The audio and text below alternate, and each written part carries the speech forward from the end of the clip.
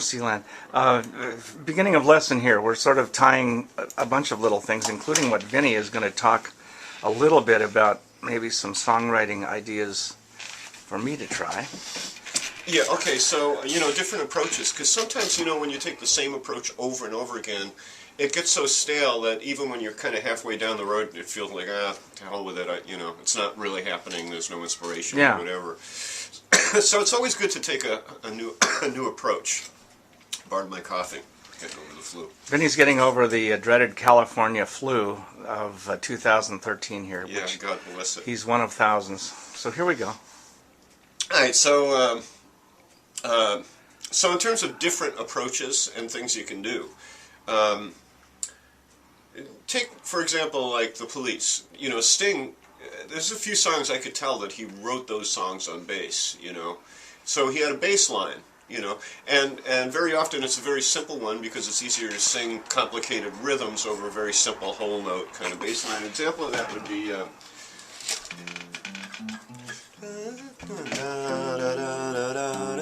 he took this bass line,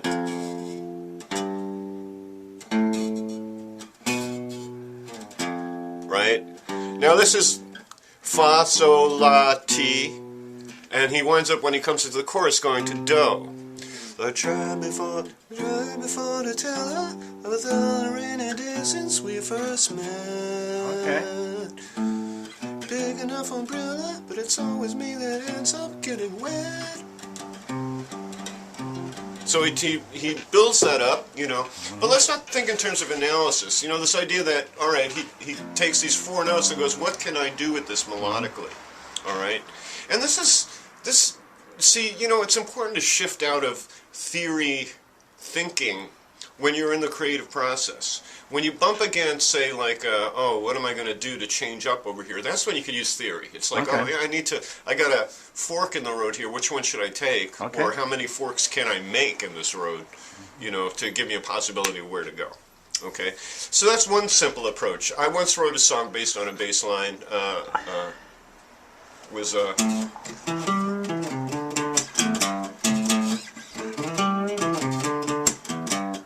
And I sang a melody over that. Now, it was the reverse in this case, because this is a complicated bass line, so I simplified my melody, did long whole notes. Okay. I can't sing it, it's way high. It's like, don't see angels. I can't sing it and play it anymore together. But you've mentioned before, because way back when, I asked you about bass players. We had a discussion about bass players.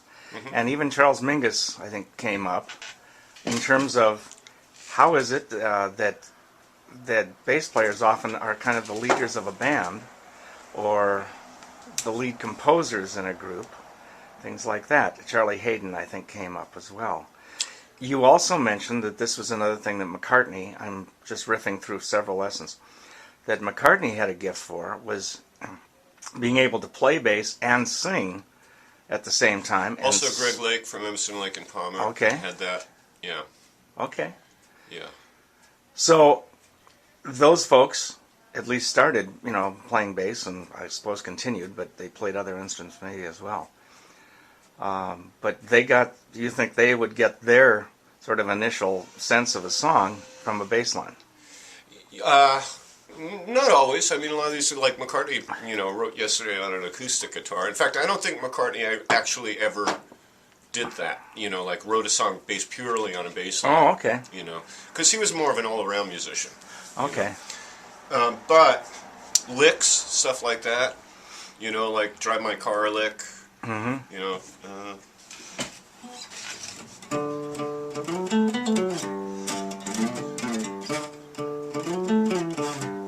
that might have been his inspiration, and then, those are just arpeggios of chords, so he probably went, oh, well, I could put that under it. Okay. So, part of it is the ability to think in layers, and it's a good experiment. Somebody once said that, like in, say, Baroque music, where you have four-part counterpoint, that's the limit of what the mind can handle processing all at once, and to be able to distinguish four different melodies at once. The mind is capable of doing that. Okay. Four. That comes out of the classical world? Yeah. How do you mean? Comes out of the European classical tradition, or what? What does? What comes The out four-part, being able to discern 4 parts. Well, it's just a brain function they're Okay. talking about. Like the brain is capable Okay. of that, All right. So there's one approach, from a bass line, right? What I used to do is I'd think of a cool turn of a phrase that I thought would be an awesome pop song title, Okay. Whatever the case may be, From worst to bad. yeah, yeah. Whatever. That last song was that was called "A Time for Miracles." I don't think I came up with the chorus first on that one. This brings up something that's from slightly before we punched in here today. You talked about choruses are, for you, choruses are kind of the first thing that you'll work on or think of or may come up with. Because choruses are easy. They're the repetitious melody. They're the catchy part, the hook of the song. Okay. And you get to repeat the lyrics, so you don't have to think lyrically that much. Okay. Rather than filling in, like if you're writing a verse and you don't have lyrics yet, you might go da-dee-da-dee-da-dee-da until you get lyrics. I was thinking of this listening to some stuff on XM with choruses that same line over and over, just in the last week, 2 weeks since we last met. So yeah, that makes sense. All right. Again, I've said this to you before, but it bears repeating. And I found this true in my own life. Igor Stravinsky, the classical composer, at the time that he was composing, basically anything went. It was an anything goes period. They explored up to the furthest reaches of dissonance and atonality. So that's problematic because there's no more rules, music theory-wise,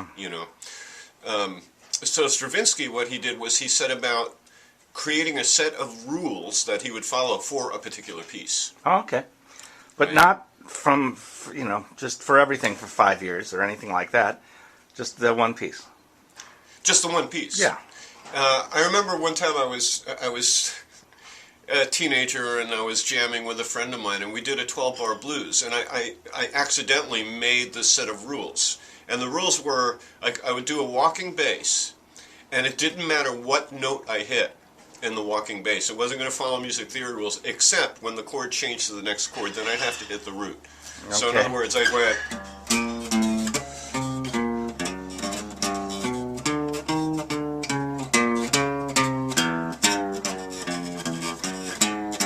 It sounds all weird, we're having fun with this atonal jam, but basically every time like the G7 I would hit the root on the G7, but all the other walking notes after that could be anything. Okay.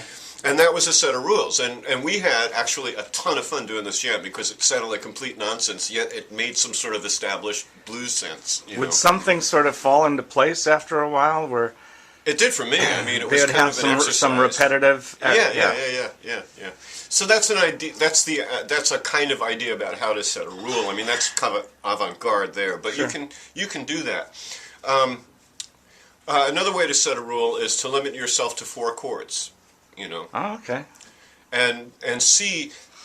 All right. One of the exercises I used to do, and I didn't realize I was doing exercises at the time. I was having fun.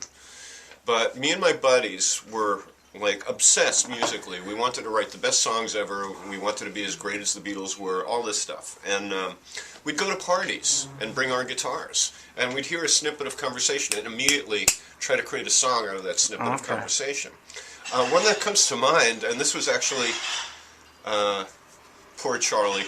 This is going to go down in immortality, and he hated me for it. But... I was working at this place, this kind of volunteer place with some other high school students, and this guy Charlie Grimaldi worked with us. And I happened to have a guitar there. We were waiting for Charlie to get started. We had nothing to do until he got there. So finally Charlie shows up, and I picked up the guitar and I started singing, Charlie Grimaldi finally came to work. Charlie, and we all started singing this. God, he got so pissed off. But, the melody just came out. Yeah. But the thing, what we used to do, and this is when I'm talking about exercises, squeezing melodies out of your brain. Okay. Forcing melodies to happen by just pure force of will. Take a note, jump really high, and see where it goes after that from those 2 notes. Okay. Now what I just played was a 1-6-4-5. Okay. What we used to naively call the C A minor F G progression when I was a kid, but this is actually a 1-6-4-5 because C A minor F G is just one key. Right. But to take that, this is the 50s progression. Right. Now the problem with 50s progressions, if you listen to 50s music, they all tend to sound the same. There's not much inspiration to make them sound different than 50s music.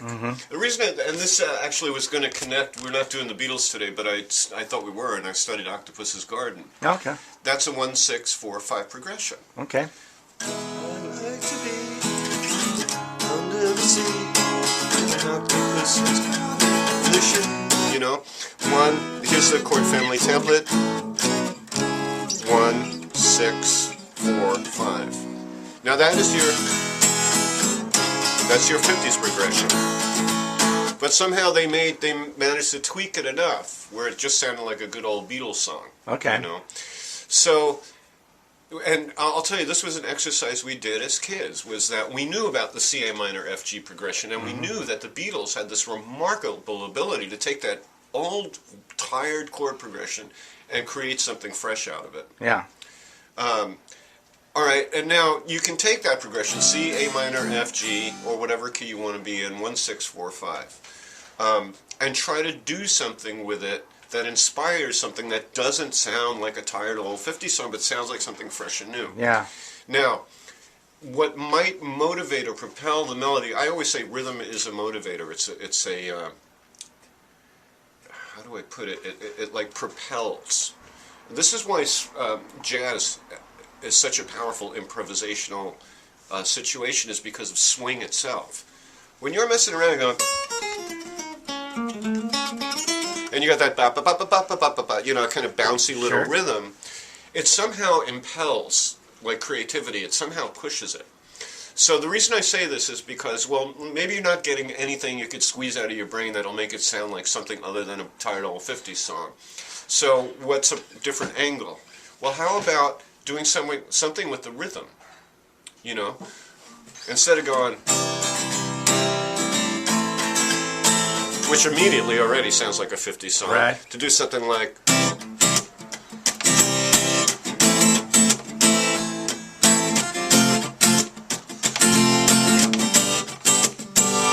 all right. Now, because I brought up the 50s aspect of it, you're going to hear it no matter what, Well, and especially since it was played right before it, yeah. Right. So, do you have a question? No. Okay. All right, so now another thing is, okay, well, you tried a new rhythm, nothing really got you inspired enough to write a melody against this tired old 50s progression. So then do what McCartney did. Change the order of the chords. Instead of going C, A minor, F, G, go F, G, C, A minor and see what happens. Okay. Now, instead, and by the way, a common thing is in 1-6-4-5 can also be 1-6-2-5. Okay. All right, 2 is D minor, 4 is F. And the only difference between the two chords is one note. This is F, these three notes. Right. And this is D minor. You know, there's similarity. Right. So he took D minor in this case, and he went, close your eyes and I'll kiss you, tomorrow I'll miss you. All right, so he reversed the pattern. Right. Well, didn't reverse it, but started, up the the treadmill a little bit. So that's another approach. The idea is to create new neural pathways in your brain, like literally to walk down different roads in your brain to see another perspective. Sometimes actually, sometimes a song will write itself. That's a function of working hard as a songwriter, by the way. Lennon and McCartney both had these revelations. In McCartney's case, it was Yesterday. And in Lennon's case, it was, I forget what song it was, but he kind of woke up to the melody, from a dream or something like that.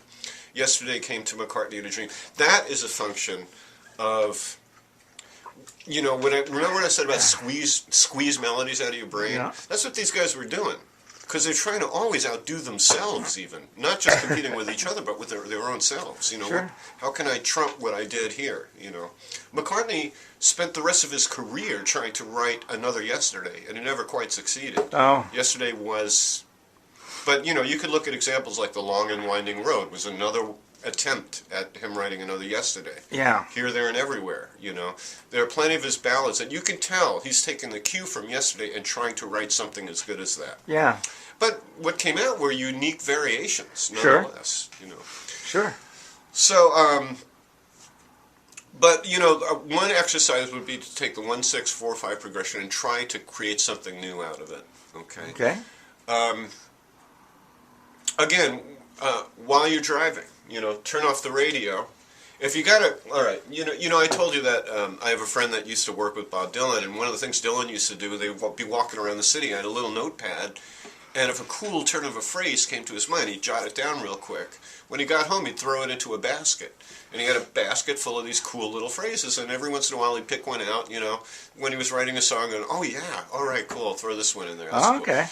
So, take a turn of a phrase. So this is what I used to do in college, was I'd turn off the radio, and, I have to say, even through my jazz training and all this other stuff, and when I studied classical texts and all like this, I was still a pop songwriter. I never stopped admiring the art of the 3-minute pop song.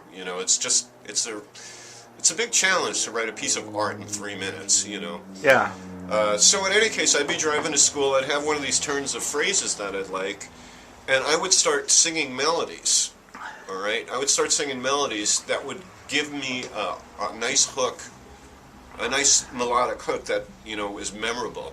And the acid test was I'd go through my day at college and drive back home, and if the melody came back to me, I knew I had a good hook. Oh, okay. I forget, with all the little tape things and the flip videos and things like I need to get in the habit, I think, of carrying that along with me.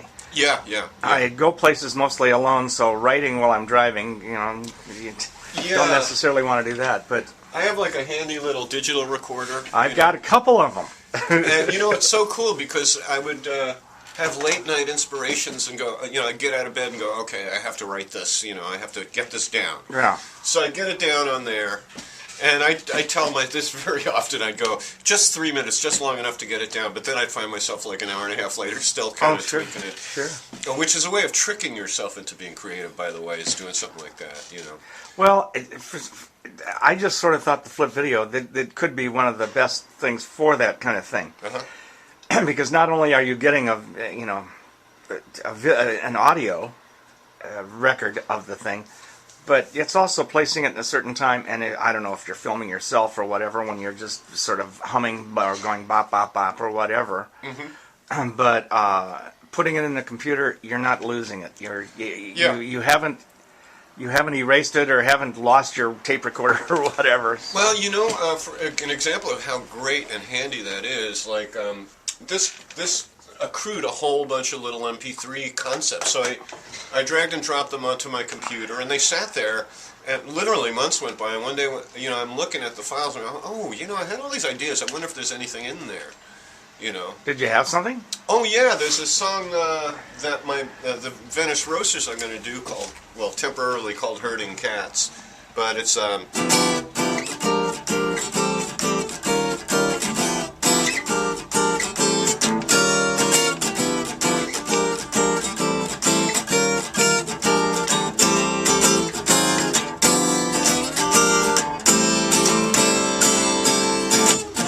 so on and so forth.